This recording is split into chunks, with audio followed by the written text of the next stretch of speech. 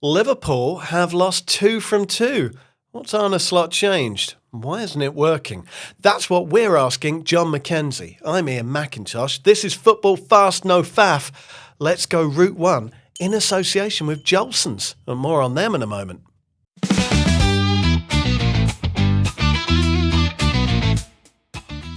Now, we've talked about Liverpool on this show a few times since we started. On August 1st, we asked Neil Atkinson of the Anfield Wrap if Liverpool had bought so many players that transition would be tricky. On August the 11th, after they lost the Community Shield to Crystal Palace, we did a great big thing about how Arne Slot had sacrificed control of the midfield by pushing Florian Wirtz upwards and how, we weren't entirely convinced by the new fullbacks. And then Liverpool won 7 games on the bounce, so we shut the hell up.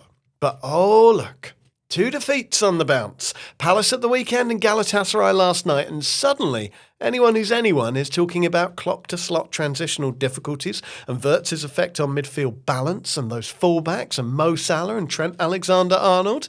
Well, we're not interested in the opinions of just anyone. We want the opinions of experts. Experts like Jon Mackenzie from The Athletic, whose brilliant tactical videos constitute the basis of some 70% of my opinions.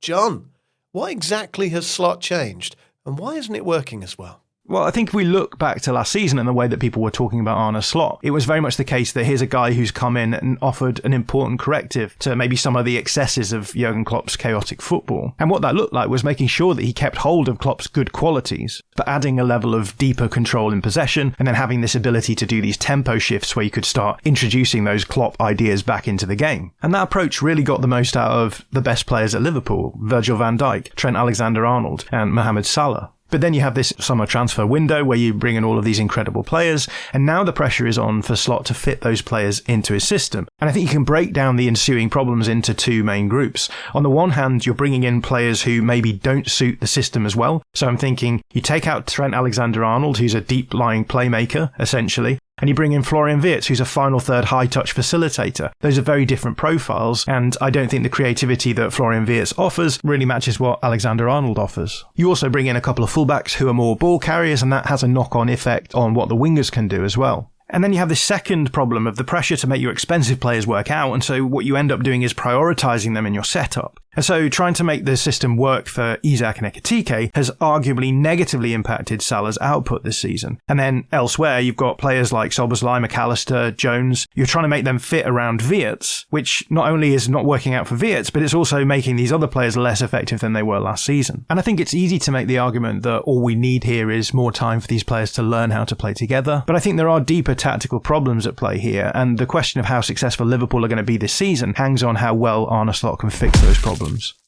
That was Jon Mackenzie. Check him out at The Athletic or on YouTube, where his videos are very good indeed. And we've linked one in the episode description down there that we think you're going to like.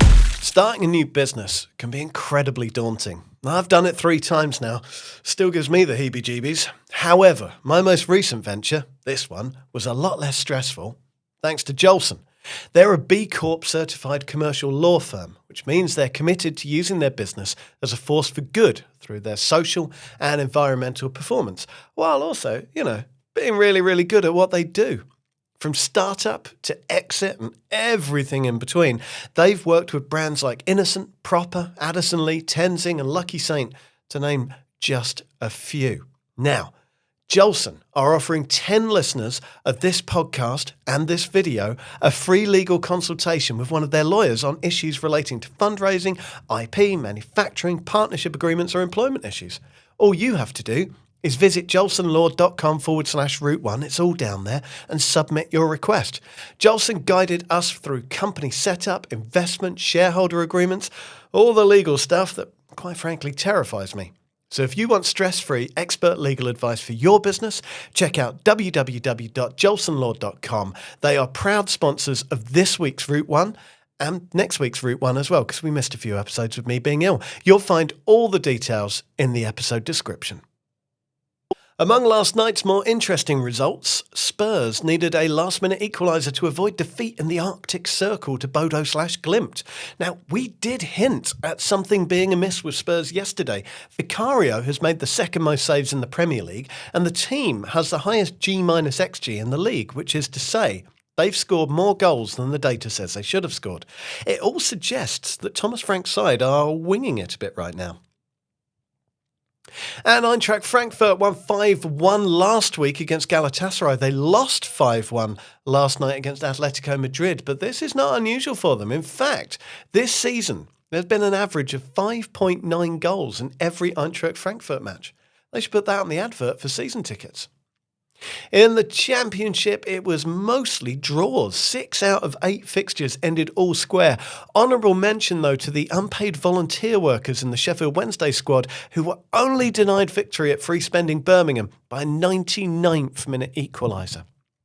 Southampton, well, they had the biggest result of the night. He arrived with a fanfare and a reputation at St Mary's, but Will still hasn't found what he's looking for. He did find much-needed 3 points last night at Sheffield United. Saints first in the league since opening day, and Still's 10-point haul after 8 games is exactly the same as Russell Martin achieved in his first games in his first season at St Mary's, which was a season which ended with promotion to the Premier League via the playoffs. And Still has also claimed that performances thus far have deserved more points. George Rhys-Julian covers Southampton for the Daily Echo. Do you agree with that? Are Southampton actually better than 14th place suggests? Well, after their win last night, Saints are only 4 points behind second place. But if Coventry beat Millwall, then they'll be 6 points behind second place. And after 8 games, that's not too bad of a position to be in. If it was 18 games into the season, I think people would be saying that's quite a strong position to be in. But they probably are, a better team than their points total suggests, their league position suggests. But they are also still a team that do not look like they're where they need to be. A lot of the players they've brought in haven't really got going. Finn Azaz was someone we all thought would start on fly because he already got a goal and assist for Middlesbrough before he moved over. He hasn't really started. We haven't seen the best perhaps of Tom Fellows, but it is difficult to expect all these players who came in with a couple of days left in the window to hit the ground running. Will Still's talked about it as well. He's basically onto his 3rd squad already because players who started the season have since gone. Players who are here pre-season have since gone and they've brought new players in. So I think we'll have a better understanding of where they are and where they can go this season after the next block of games following the international break. If they're down towards the middle of the table, then perhaps it's time to start doubting whether they can get into those automatic spots. But for me right now, they're still within touching distance, really. It's too early to suggest that they've fallen behind anything.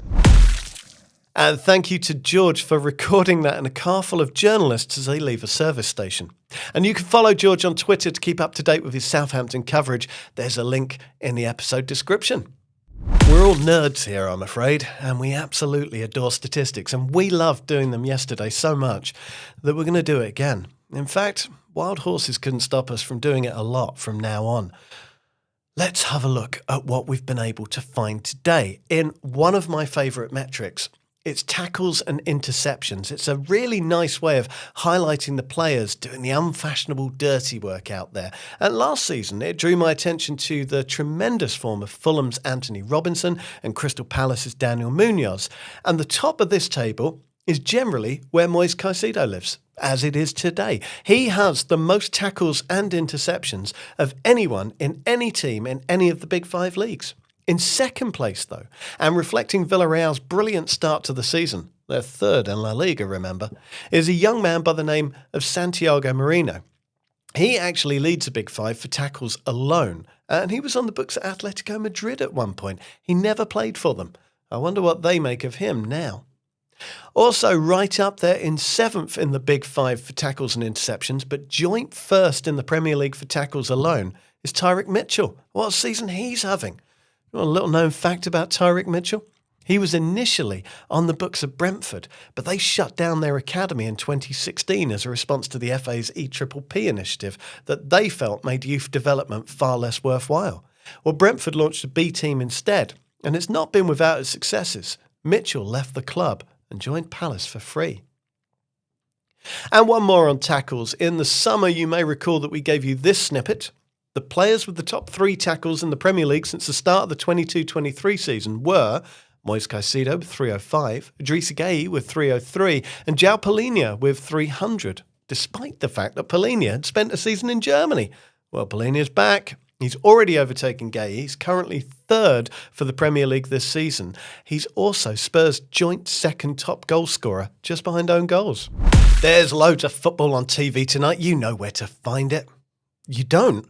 I either use FootMob or Live Football on TV. Both very, very good. Personally, and this is dependent upon the approval of Mrs. Macintosh, I'll be watching Barcelona PSG on television tonight. Chris in the writer's room, he'll be watching Union Saint-Gilloise versus Newcastle. Lola on socials will be closing her windows and curtains and trying not to hear the celebrations from the nearby Emirates Stadium when Arsenal eased to a straightforward 4-0 over Olympiacos.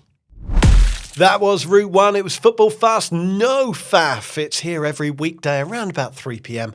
If you like it, give it a like. And if you really like it, give it a subscribe. And if you subscribe, remember to hit that little bell that gives you updates when we have a new episode.